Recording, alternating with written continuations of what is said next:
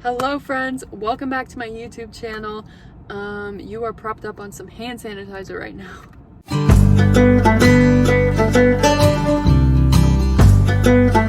Welcome to my car, guys. I could not find any peace and quiet in my house, so I found a parking lot and I am going to film this video here because I really wanted to film this video and get it up for you guys. So today I'm going to be kind of telling my story about when I lost my period and how I got it back. This video is highly requested, so yeah, let's just get on right into it. So I lost my period when I was 17 years old. I lost it like a few months after my eating disorder started, so it goes hand in hand with my eating disorder. I also grew up as a very serious ballet dancer, so I was dancing like 4 to 10 hours, 6 days a week, and this was in the midst of me auditioning for colleges, ballet departments in college. So I was extremely busy and I was dancing a ton, and it was also in the midst of Nutcracker season, so I was dancing a ton, like probably 7 days a week at this point. And I was doing private lessons and I was just really overworking myself. I was very stressed. A good like 4 months of that and my eating disorder beginning, restricting my food, all of that, I lost my period. I think I lost it for a full year, a complete year, and then I got like 1-2 day period or something, like extremely light after a year of not having it. But then I didn't get it again for another 4 years. Sorry, my math is kind of all over the place. But long story short, I didn't get my period back until I chose recovery and I made it a priority.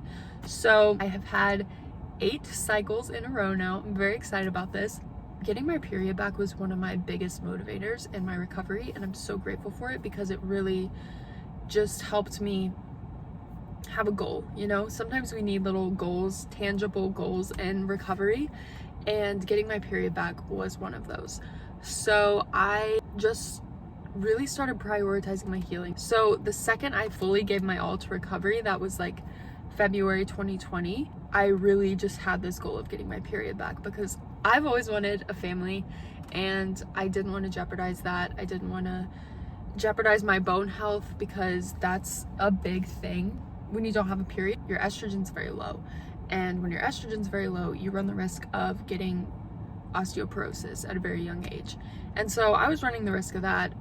You run the risk of just so many things. So February 2020 was when I kind of gave my all to recovery and I gave my all to healing, and I made finding true health and vibrance a priority in my life. Some of the biggest tips I can give you for getting your period back is number 1, eat enough. And that one seems kind of obvious and it's like, well, duh, but you really have to honor your body.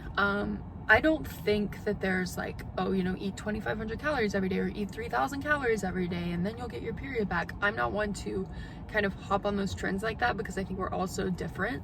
It's going to differ for everyone, but just giving yourself unconditional permission to eat. And if you are underweight and you don't have enough fat on your body, that has to be a priority. And to do that, you have to eat, and you have to eat a lot, and just prioritize fueling your body. I wish there was an easy do this and you'll get your period back, but there really isn't. It's so individualized. But making sure that you're eating enough is huge, and not restricting any macros. So don't restrict your fats, don't restrict your carbs, don't restrict anything. Just like let go of restriction. That's a huge part of this, is just letting go of all restriction. So allowing yourself all foods fit. They really do. There are no good foods, there are no bad foods. Get rid of the moralization around food. For me, I had to start challenging a ton of my fear foods. So I was eating more processed foods, just so I could normalize them and get rid of the fear around them. More processed carbs like bagels, bread, avocado toast on repeat. And I still do this. So like avocado toast every single day. That was my go-to. But just find ways that you enjoy these foods. Like just find ways to enjoy these foods and genuinely enjoy them. So that's basically the rundown of the food aspect of it. Make sure you're getting a wide variety of all foods, all macronutrients, unconditionally nourishing your body. Eat enough. The thing about it is, like, so many people, when they talk about getting their period back, they're like, oh, well, you know, you just need to gain a lot of weight and you need to eat a lot. And while that might be true, you might need to gain weight and you might need to let go of restriction, that's not all there is to it. So another huge aspect of getting your period back is reducing the stress in your life. People can lose their periods just from stress alone. So it's very important, if you want to balance your hormones and find a healthy, balanced, happy life, then you need to reduce the stress in your life and you need to find ways to do that. So for me, that meant getting out of an unhealthy career. That was huge for me. So I had to get out of modeling because modeling was just so bad for my health. I was constantly stressed. I was constantly on edge. I was constantly lonely. I was traveling the world alone, so stressed and just so unhappy and unfulfilled. And so a huge part of my healing and getting my period back was stepping away from an unhealthy career and an unhealthy environment. And I had to move back home and surround myself with loving people. Having a loving, supportive community where you find joy is huge. We're not meant to go through life alone. So even if you are an introvert, I'm an introvert, and I always use that as an excuse. I was like, oh, I'm an introvert, like I should be happy alone. I love being alone, but I was just not happy. So whether you're an introvert or not, it's important to have human connection. And that's a huge part of happiness and health, which is a huge part of getting your period back. So connection is huge. Finding ways to reduce your stress. So for me, that was just taking more time for me. So finding these healthy ways of de-stressing that make me feel good. So for me, that's like going on leisurely walks, not like super cardio, fast-paced sweating walks, just gentle walking around, taking in the scenery, thinking about everything I'm grateful for, those kind of beautiful walks, listening to a podcast, super chill and super laid back. And then also like taking time in the morning, so having a nice morning routine that relaxes me and puts me and grounds me and puts me in a good headspace for the day. That's huge. Also like journaling, meditating, deep breaths, taking time to pray, taking time to just really ground myself, connect to myself throughout the day. That's huge. Like it's really important to find peace within yourself and to be in a place where even if you are busy, you can still find peace within yourself. That's huge. So finding these little activities, these little things that bring you joy, that make you happy, that make you feel like the best version of you. Oopsie. My next step is exercise. So if you are someone that intensely, obsessively exercises, then you need to take a step back and you need to replace that with gentle forms of movement. Lots of people recommend just stopping exercise altogether when you are trying to get your period back. And although this can be extremely beneficial for so many people, that wasn't it for me. That just wasn't what I needed. I'm someone that has grown up as an athlete. I grew up as a very serious ballet dancer from ages 4 to when I graduated in 18. Like I was dancing very seriously. I was dancing 4 to 10 hours, 6 days a week. I kind of already said this, but I was a very serious dancer and an athlete. And so not only that, but when I was going through a really tough phase with my anxiety when I was younger, I started struggling with anxiety in 2nd grade. And when I was going through that, the one place where I wasn't having panic attacks in my life was the ballet studio, because I've always just found so much peace and so much freedom from movement and connecting to my body. And so for me to like lose that, it just wasn't realistic, and it wasn't going to be beneficial for me to completely lose movement. But I had to really take a step back, and I had to change the way I was doing things, and I had to make a change for the better for my health.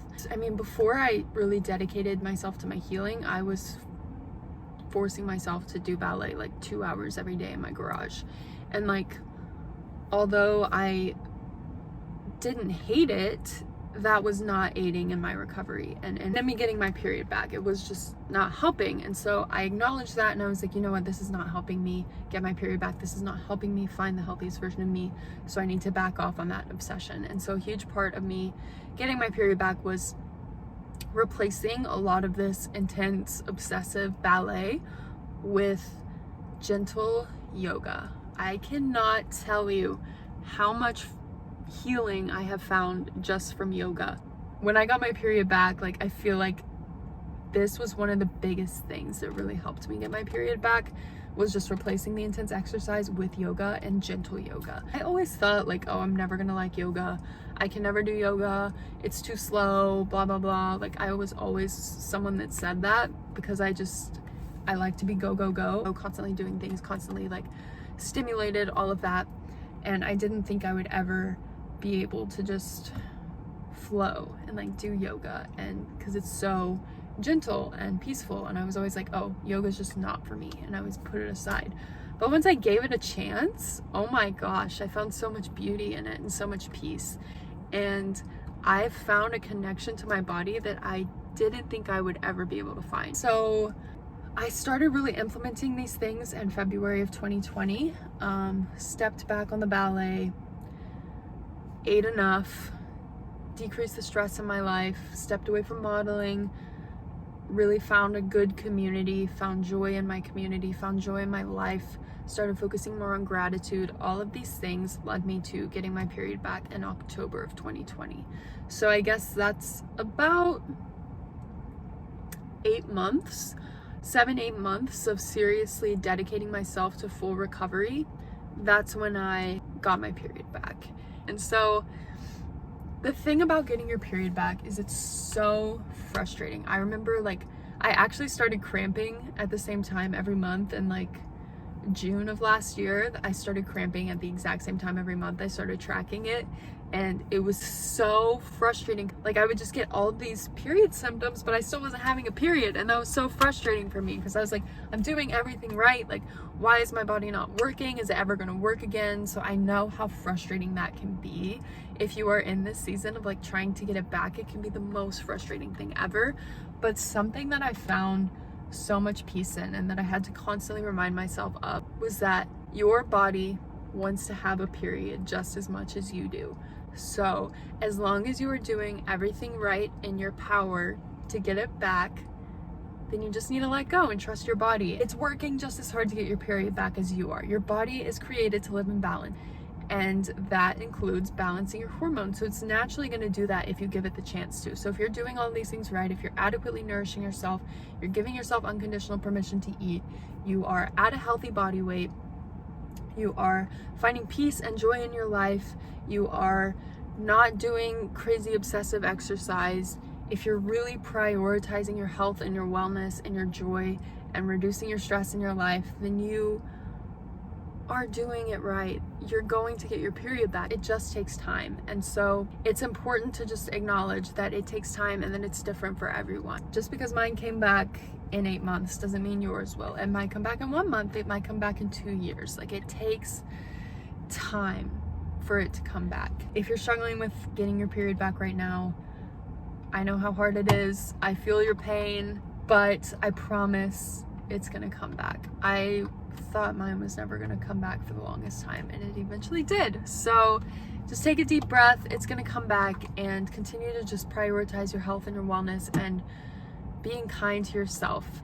You can't just be beating yourself up every day, hating the way you look, hating your body, being at war with it. You can't do that and expect to have a healthy, happy, functioning body. So for me, that meant I really had to just find compassion and gratitude for my body and for what it does for me. So I really just focused on healing my relationship with my body, my relationship with food, my relationship with exercise. We are whole beings, so you can't just expect to do one thing and get it back. At the beginning, I remember when I was trying to get my period back at the beginning, I was like, oh, I'm gonna add maca powder to my smoothies every day and drink raspberry leaf tea, and that should be fine. But that's not gonna work. You don't need all of these things like acupuncture and, all these herbs. You don't need all of that. If you want to add it on top of all this other stuff, that's great. Maybe that'll help. But you can't rely on that alone to get your period back. You have to do the work, and you have to just find this holistic, balanced, happy, healthy place. I hope this was helpful. Like, I wish I could just give you a magic answer for how you can get your period back, but it's so individualized, and it takes time, and it takes patience, and it takes love and compassion for yourself and your body. Getting your period back is such a struggle for so many girls, and I hate how normalized it has become. Like, when I first lost my period, my doctor just said, oh, it's because you're thin and you're super active. it was never a big issue. We never took it as a big issue, and it is a big issue. It's dangerous for your health, and it shows that there's something not right. You can be super active and still have a period. You can have a busy life and still have a period if you are taking care of yourself and prioritizing your well-being. So it's not something to just throw on the back burner, and I hate that so many doctors do that. So yeah, I hope this was helpful. If you're struggling with trying to get your period back now, I'm sending you all of my love. I know how hard it is, but just be patient with yourself and do everything you can to treat your body kindly during this time and be gentle with yourself during this time. It is possible to get it back, and it is possible to find peace and healing and true holistic health. You just have to be patient with yourself, and you have to just put in the work, and yeah, be kind to your body and it will be kind to you. My phone keeps falling, but I hope you guys have a beautiful day. I hope you enjoyed this video. Thank you so much for watching, and I will see you again next time.